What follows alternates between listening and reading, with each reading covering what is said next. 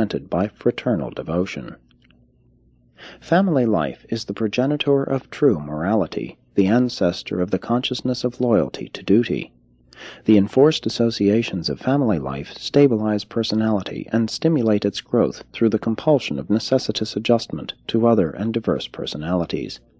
But even more, a true family, a good family, reveals to the parental procreators the attitude of the Creator to His children, while at the same time such true parents portray to their children the first of a long series of ascending disclosures of the love of the Paradise Parent of all universe children. 8.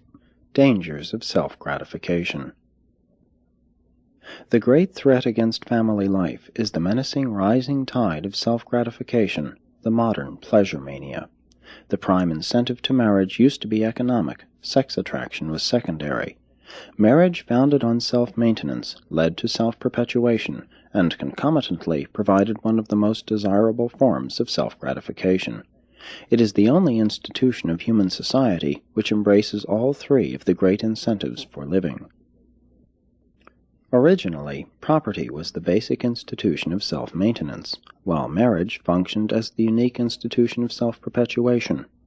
Although food satisfaction, play, and humor, along with periodic sex indulgence, were means of self-gratification, it remains a fact that the evolving mores have failed to build any distinct institution of self-gratification, and it is due to this failure to evolve specialized techniques of pleasurable enjoyment that all human institutions are so completely shot through with this pleasure pursuit.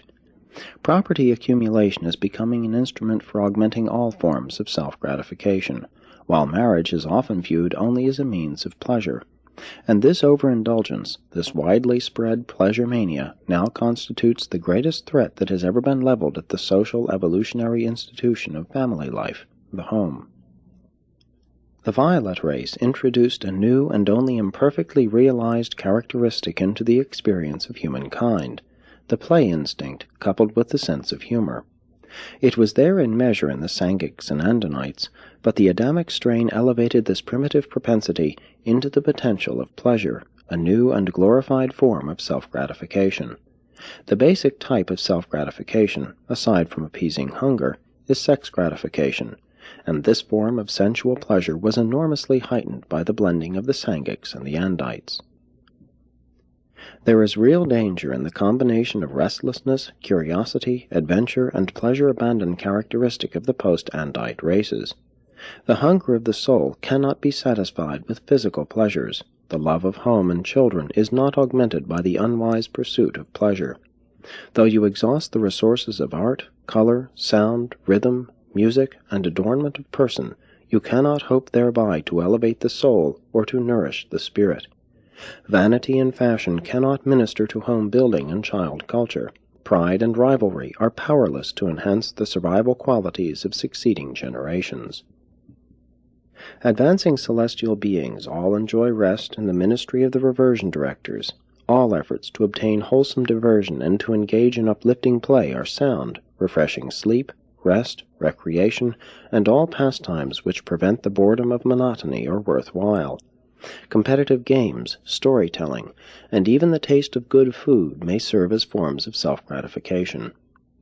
When you use salt to savor food, pause to consider that for almost 1,000,000 years man could obtain salt only by dipping his food in ashes. Let man enjoy himself. Let the human race find pleasure in 1,001 ways. Let evolutionary mankind explore all forms of legitimate self-gratification, the fruits of the long upward biologic struggle. Man has well earned some of his present-day joys and pleasures, but look you well to the goal of destiny. Pleasures are indeed suicidal if they succeed in destroying property, which has become the institution of self-maintenance, and self-gratifications have indeed cost a fatal price if they bring about the collapse of marriage, the decadence of family life, and the destruction of the home, man's supreme evolutionary acquirement and civilization's only hope of survival. Presented by the Chief of Seraphim stationed on Urantia.